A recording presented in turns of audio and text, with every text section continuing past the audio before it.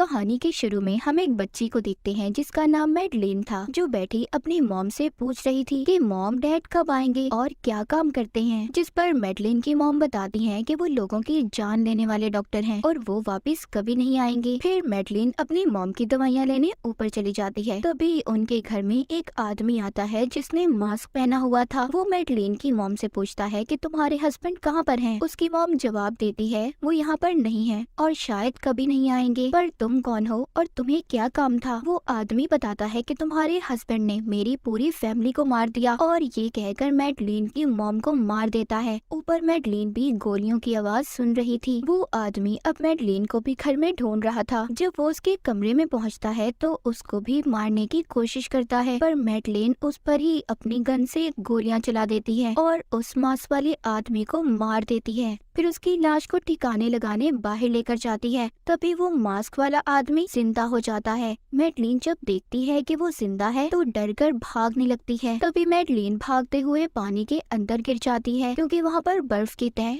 बहुत पतली थी। वो मास्क वाला आदमी जब ऐसे देखता है तो काफी परेशान हो जाता है और मैडलिन को ऐसे देखकर उसे अपनी फैमिली की याद आ रही थी कि वो कैसे तड़प तड़प कर मर गए थे। इसलिए वो वहाँ पर बर्फ की तह पर गोलियां चलाकर उसे तोड़ देता है ताकि मैडलिन खुद आसानी से वहाँ से निकल सके। और फिर वहाँ से मैडलिन को बिना कुछ कहे चला जाता है। फिर हमें काफी सालों बाद का वक्त दिखाया जाता है। मैडलिन अब बड़ी हो चुकी थी जो एक समंदर में तैर रही थी। फिर हम इस मूवी के मेन कैरेक्टर को देखते हैं जिसका नाम जेम्स बॉन्ड था, जो मैडलिन से कह रहा था कि तुम इतने वक्त से कहाँ पर थी। फिर जेम्स उसको अपने साथ एक होटल में लेकर जाता है जहाँ पर दोनों वक्त गुजारते हैं। यहाँ पर जेम्स कहता है कि मैडलिन, मैं तुम्हें कितने वक्त से जानता हूँ, मगर मुझे आज तक तुम्हारी फैमिली के बारे में कुछ भी नहीं पता। तुम कहाँ से आई हो, कौन हो? मैडलिन कहती है मैं तुम्हें सब कुछ बताऊंगी, पर तुम्हें अपनी एक पुरानी दोस्त की कब्र पर जाकर पहले उसे माफ करना होगा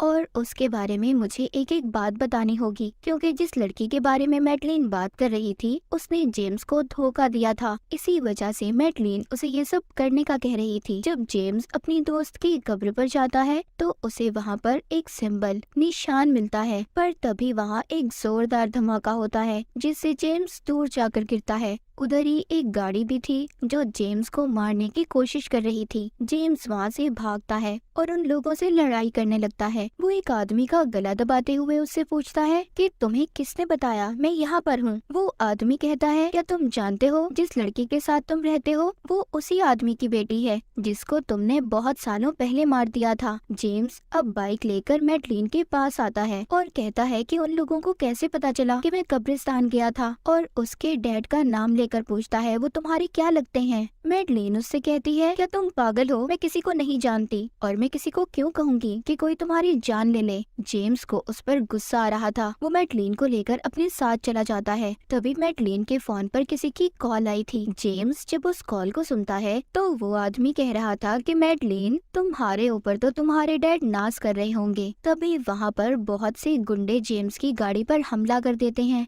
पर जेम्स की गाड़ी बुलेट प्रूफ थी, उस पर गोलियों का कोई असर नहीं होता। वो अपनी नई टेक्नोलॉजी वाली गाड़ी से उन गुंडों पर गोलियां चलाकर हमला कर देता है, जिससे काफी लोग मारे जाते हैं। वही मैडलिन को ट्रेन में सवार करता है और कहता है कि हम वापस कभी नहीं मिलेंगे। फिर हम कुछ सालों बाद देखते हैं एक कंपनी पर कुछ गुंडे हमला कर रहे थे जो बायोटेक्निकल वेपन्स हथियार बनाने का काम करती थी। वहाँ पर जो साइंटिस्ट था उसको एक आदमी की कॉल आती है जो कह रहा था कि अगर अपनी जिंदगी चाहते हो तो सब केमिकल्स को लेकर मेरे लोगों के साथ आ जाओ। फिर वो सभी लोग वहाँ से सारे केमिकल्स को लेकर साइंटिस्ट को भी साथ लेकर अपने बॉस के पास ले आए थे। उधर दूसरी तरफ जेम्स अपने एक पुराने दोस्त से मिलता है जो उसको अपने एक साथी से मिलवाता है, जो कह रहा था कि जेम्स, हम जानते हैं कि तुमने अपनी कंपनी छोड़ दी है। दरअसल जेम्स उसी कंपनी में काम करता था जहाँ पर कुछ लोग साइंटिस्ट को पकड़कर ले गए थे। वो आदमी कहता है कि मैं जानता हूँ तुमने अपनी कंपनी को छोड़ दिया है, इसीलिए मैं चाहता हूँ तुम हमारा साथ दो, हमें तुम्हारी जरूरत है। वो बताता है कि तुम्हारी कंपनी के साइंटिस्ट को जिन लोगों ने पकड़ा है उन्होंने कंपनी से एक बहुत ही खतरनाक केमिकल को चुरा लिया है जिससे पूरी दुनिया तबाह हो सकती सकती है, तुम्हें हमारा साथ देकर साइंटिस्ट को छुड़वाना होगा जो एक ग्रुप के कब्जे में है और वो दूसरे शहर में है। जेम्स अब अपने अगले मिशन पर निकल जाता है, पर जेम्स इस मिशन पर अकेला नहीं था। उसके साथ एक लड़की थी जो पहले भी इसके साथ काम किया करती थी। अब उस शहर में पहुंचकर जेम्स एक और लड़की से मिलता है जो इसके दोस्त की साथी थी जिसने इसे मिशन पर भेजा था। वो बहुत खूबसूरत थी, इसीलिए जेम्स की बहुत जल्दी उससे दोस्ती हो गई थी। वो मिलकर अब एक पार्टी में जाते हैं जो पार्टी उन आदमियों के लीडर ने दी थी जिनके कब्जे में साइंटिस्ट था। उनका लीडर तो वहाँ पर मौजूद नहीं था, पर उसके आदमियों ने सब पर नजर रखी हुई थी। दरअसल इस ग्रुप का लीडर एजेंट्स के कब्जे में था। अब वहाँ पर जब लीडर को पता चलता है कि जेम्स भी इस पार्टी में है तो साइंटिस्ट को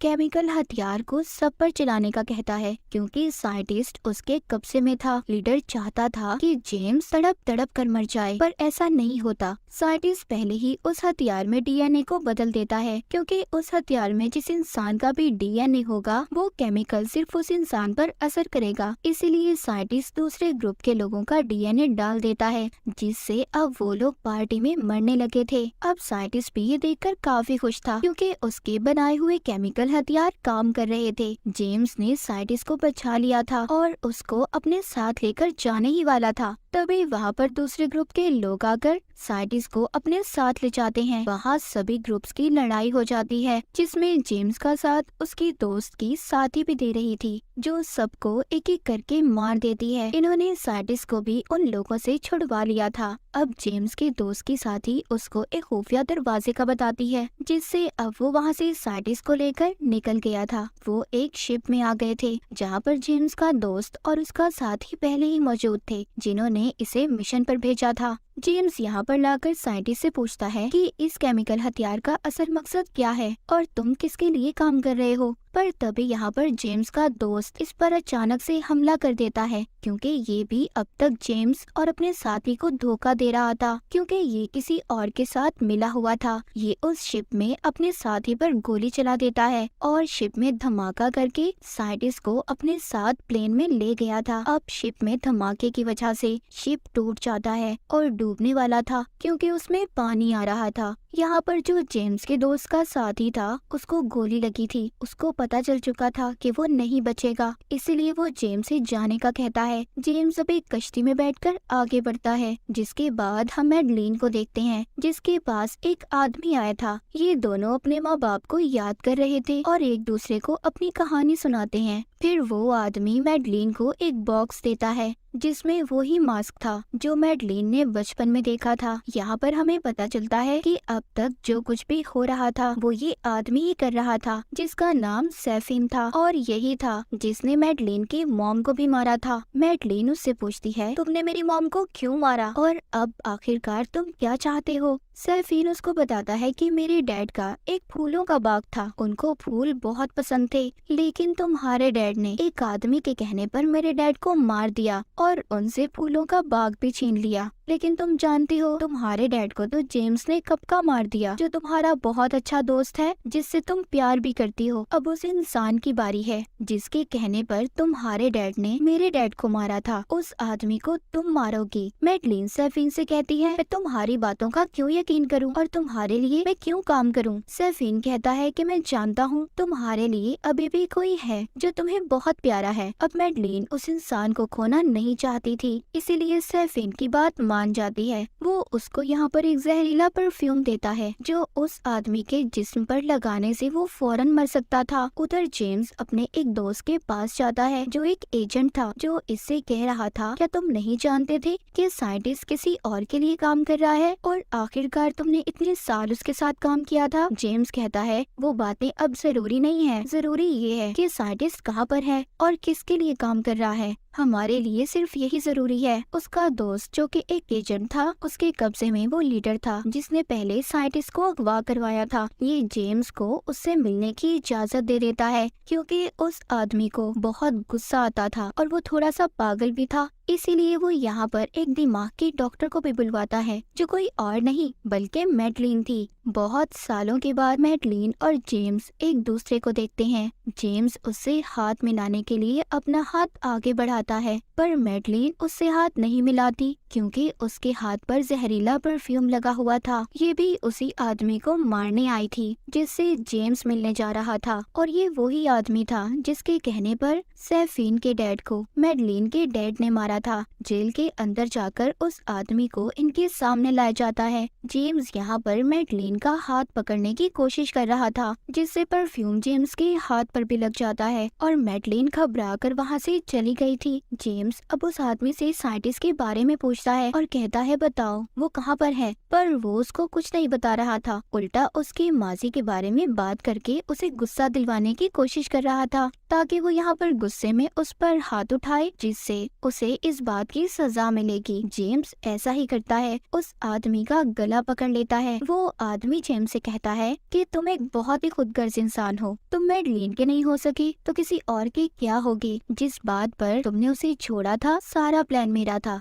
ये सब सुनकर जेम्स उसको छोड़कर बाहर चला जाता है, जिससे बाद में पता चलता है कि वो आदमी अचानक से मर गया था क्योंकि जेम्स के हाथ पर जहरीला परफ्यूम लगा हुआ था जो सिर्फ किसी आदमी के डीएनए के लिए बनाया गया था। सभी उस आदमी को मरा देख परेशान हो गए थे और सोचते हैं कि कौन है जो हमें उस इंसान तक लेकर जाएगा जिसके लिए साइंटिस्ट काम कर रहा है। वहीं पर इनकी एक असिस्टेंट कहती है क्या जेम्स तुम जानते हो मैडलिन अभी इस वक्त कहाँ पर है, क्योंकि अब वही हमें बता सकती है कि ये जहर उसे किसने दिया था। जेम्स अब मैडलिन को ढूंढता हुआ उसके पुराने घर में आ गया था, जहाँ पर वो उसको बताता है कि मुझे उस आदमी ने बता दिया है कि तुमने मुझे धोखा नहीं दिया था, हो सके तो मुझे माफ कर देना, पर मैं अब भी यहाँ अपने काम से आया हूँ। क्या तुम मुझे बता सकती हो कि वो आदमी कौन था जिसने तुम्हें जहर दिया था उस इंसान को मारने के लिए। मैडलिन इसको अपने डैड के कमरे में लेकर जाती है, जहाँ पर इसको बताती है, वो उसको बताती है जो आदमी जेल में मर गया उसने मेरे डैड को एक फैमिली को मारने का कहा था। मेरे डैड ने सबको मार दिया पर उनमें से एक बच गया जो अभी भी जिंदा है। उनका एक आइलैंड था जिसमें फूलों का बाग था और उस इंसान का नाम सैफीन है जो अभी भी जिंदा है। उसी ने मुझे वो जहर दिया था और उसके इरादे कुछ ठीक नहीं है। वो उन्हीं पौधों में जहरीले केमिकल डालकर दुनिया को खत्म करना चाहता है और तुम्हारा दोस्त जिसने तुम्हें धोखा दिया था उन्हीं लोगों के साथ मिलकर काम कर रहा है। उधर ही मैडलिन जेम्स को एक छोटी बच्ची से भी मिलवाती है जो इन दोनों की बेटी थी, जिसके बारे में मैडलिन ने कभी भी नहीं बताया था। तभी उधर कुछ लोग आ जाते हैं। मैडलिन जानती थी कि ये सैफीन के गुंडे हैं क्योंकि वो नहीं चाहता था कि उसके आइलैंड के बारे में किसी को कुछ भी पता चले। जेम्स अपनी बेटी और मैडलिन को लेकर वहाँ से भागता है पर वो लोग इन पर हमला कर रहे थे। अब जेम्स जंगल की तरफ आ गया था। मैडलिन और अपनी बेटी को एक झोपड़ी में बिठाकर खुद उन लोगों से लड़ने चला जाता है। ये एक के बाद एक उन लोगों को मार रहा था। तभी इस लड़ाई का फायदा उठाकर सैफीन वहाँ से मैडलिन और उसकी बेटी को अपनी हेलीकॉप्टर में बिठाकर ले जाता है। ये मैडलिन को अपना एक बाग दिखाता है जिससे दुनिया की आबादी को रोकने वाला था। वो अपनी फैमिली का बदला मैडलिन से ले रहा था। उसकी बेटी को उससे अलग कर देता है। यहाँ पर आइलैंड पर जेम्स और उसकी एक साथी भी पहुँच गए थे जिनके साथ जीपीएस लगा हुआ था। वहाँ पर आते ही जेम्स और उसकी साथी साइंटिस्ट को बंदी बना लेते हैं, पर यहाँ पर एक स्पीकर के जरिए सैफीन उससे बात करता है। जेम्स कितनी अजीब बात है ना, मेरे पास तुम्हारी 2 अमानतें हैं, क्यों ना हम बैठकर बात कर लें। अब जेम्स अपनी साथी के हवाले साइंटिस्ट को करता है और खुद सैफीन से बात करने जाता है। सैफीन के पास जेम्स की बेटी थी। वो उससे कहता है देखो